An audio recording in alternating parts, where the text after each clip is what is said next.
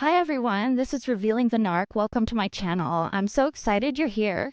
Please like and subscribe if you like the content that you're hearing, and I'd love to hear from you, so drop a comment anytime. Today I wanted to talk about this article that came out yesterday. The title is Meghan Markle carries a matchbook keychain with a four-word mantra. See the exclusive photos. And it's published in People magazine. So I know that People magazine, they say, is a pay-to-play magazine, and I tried to do my best to find official sources that say this, but of course they're not. That's not going to be something that's advertised, right? But as you read through articles that are in People, you can tell that they show certain people in a very good light, and there's usually some item that's being promoted or merged or some event. So in this instance, the item is that keychain. Okay, so let's read through this article. Meghan Markle added a dash of charm to her recent bookstore outing. The Duchess of Sussex was spotted leaving Godmothers, a new bookstore in Summerlin, California, near her Montecito home on September 2nd. So let me point out that this Godmothers bookstore, that event that everyone's been talking about, that Oprah was there and all of that, that was on September. That story came out on September 8th. It was the anniversary. It was a 2-year anniversary of the Queen's passing. So it's just strange to me that this article mentions that this outing happened on September 2nd. It's almost like, I mean, this says it was updated on September 11th. So I don't know if this was something that was published before, like near September 2nd, and now there was an update that was made to the article. In any case, it's just really strange that there's this discrepancy in dates. Okay, so dressed casually in a large straw sun hat, blue sweater, her gold Cartier, I don't even know how to pronounce that, and Ray-Ban aviators, Meghan seemed to be enjoying a sneak peek at the new shop co-owned by literary agent Jennifer Rudolph Walsh and cosmetics mogul Victoria Jackson ahead of its official opening. So later on in this video, I'm going to talk a little bit about those two.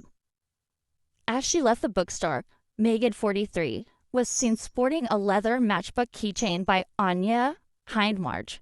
The $310 keyring, designed with a whimsical touch, mimics a matchbook and is embossed with a charming reminder to take what you need, offering uplifting words like hugs, love, patience, and a smile. So, oh my God, this is comedy. Okay, so it's a $310 keychain. Okay, get $310. $310. And it contains, or it mimics something that would contain something that starts a fire. And it says, take what you need. Which, if that's not a symbol of exactly what Meghan Markle did to the royal family, she took what she needed and then she lit it all on fire. So it's just a funny item, and it makes complete sense why Meghan Markle would be drawn to this. All right, let's continue. On September 7, Meghan spoke at the opening weekend event for Godmothers, which also saw a guest appearance by her friend Oprah Winfrey.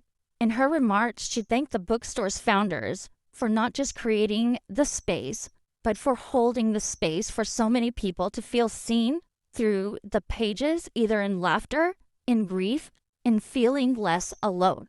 According to Town & Country, Meghan just loves this phrase of creating space. We need to make space. Why? Why does she? It's so predictable. Okay, on September 6th, Meghan and Prince Harry attended the bookstore's Friends and Family event. The store's Our Local Authors display features the Duke of Sussex's best-selling memoir, Spare, and Meghan's 2021 children's book, The Bench. Meghan and her husband, Prince Harry, also made an appearance at the bookstore's Friends and Family party on September 6th. The Duke of Sussex's best-selling memoir, Spare, and Meghan's 2021 best-selling children's book, The Bench, are both featured in the store's Our Local Authors display. According to Town and Country, it was Harry who inspired the name for the bookstore. At his book party for Spare in Beverly Hills, he thanked Winfrey Jackson and Rudolph Walsh for their support, calling the three his fairy godmothers. Huh. As plans for the story began to fall into place, Winfrey told the two founders, "There's only one thing you can name it, Godmothers." I need to digest this. This sounds a little bit fishy. So it looks like that's the end of the article. One thing I want to check. So which day was it that Meghan spoke? September 7. So September 7 was Saturday. September 8 was the anniversary of the Queen's passing. And before any of the footage from September 6 came out, we saw the footage from September 7 where Meghan went in by herself, gave that speech. So there were a couple of days of events that happened, and it seems like nothing made it to the public media out there until after either the day of or after the 2-year anniversary of Queen Elizabeth's passing. So we know that these two, I mean, I don't know why someone would be so, I think spiteful would be what you would call it, and petty. Like, it's so petty and spiteful. I don't understand it. I don't understand it. Okay, so the next thing I want to do is talk a little bit about the these two other women, Jackson and Rudolph Walsh. And also, I wonder, all of you, what do you all think about this fairy godmothers thing? Like, what does Harry even mean by that? So is Harry's life right now a Cinderella story? And he's Cinderella? Like, I don't get it. I need to digest this. Maybe I'll come up with something, but right now this doesn't make sense to me. Let's talk about Jennifer Rudolph Walsh now. So here's an article that was released on September 11 about how she opened a bookstore. Jennifer Rudolph Walsh, former head of worldwide literary at WME, has opened the Godmothers bookstore and event space in the small, affluent Santa Barbara, California community of Summerlin. Walsh co-founded Godmothers along with Victoria Jackson, a cosmetics entrepreneur. The bookstore hosted its grand opening on Saturday, September 7. The event was attended by Oprah Winfrey, Prince Harry, and Meghan Markle, among others. So I won't read the rest of it because it just talks about, it's basically an ad for Godmothers. But the connection here with Harry and Meghan is that Meghan had signed on as a client of WME. And the other thing we know about her is that what was said in the previous article, how she was there during Prince Harry's release of Spare. So maybe because she was a worldwide literary or the former head of worldwide literary, maybe she was involved in Spare also. So there is this financial relationship between the couple and Jennifer Rudolph Walsh. And let's dig in a little bit deeper.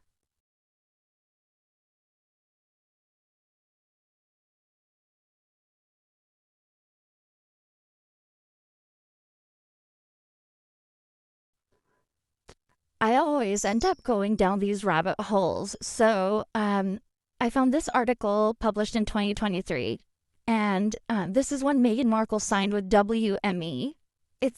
The title of the article is Meghan Markle Still Needs a Boost 6 months on from Key Signing. And then it goes on to say, it is difficult to say for sure how far back Harry and Meghan's involvement with WME goes. Has the prince credited Jennifer Rudolph Walsh, its head of worldwide literary speakers and conference divisions, in the acknowledgments in his memoir Spare, released in January. He wrote, "Thanks and hugs to Jennifer Rudolph Walsh for her always positive energy and soulful counsel. Books are very much Walsh's specialty. However, so it may well be that her advice at the time was limited to Harry and spare. Interestingly, though, one of Harry and Meghan's earliest deals back in 2020 was with public speaking specialists, the Harry Walker Agency, which is owned by Endeavor, which also owns WME. So, okay, let's go back in time. Let's go to February 2020.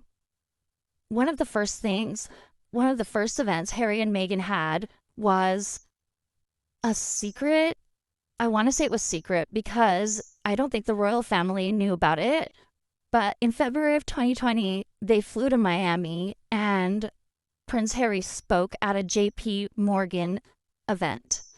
And that deal was arranged, must have been arranged either close to Megxit or before Megxit. I am drawing a conclusion from this, and I'm making assumptions that Jennifer Rudolph Walsh, what's her specialty? Literary, which is books, speakers, and conferences. So, speaking at public events. I would venture to guess, since it's her specialty, she was very much involved in the deals that Harry and Meghan received soon after Megxit, and there's always this speculation that this was Meghan's plan. So it's probable that Walsh knew of Megxit, was going to profit off of it, and maybe could have encouraged it. Oh my gosh, you guys. So whenever I make a video, I play the audio back. And I have to tell you, when I was reading this article, I didn't know what to make of this sentence. Books are very much Walsh's specialty. However, so it may well be that her advice at the time was limited to Harry and spare. So this is phrased incredibly complicated. Like, why is there a however there? That however doesn't need to be there. So let's read it again without however. Books are very much Walsh's specialty. So it may well be that her advice at the time was limited to Harry and spare. It's so funny because I was just saying, I think that she was involved in them making speaking arrangements soon after Megxit. Well, they are trying very hard to emphasize the only thing Walsh could have helped with, despite her specialty, was limited to Harry and spare.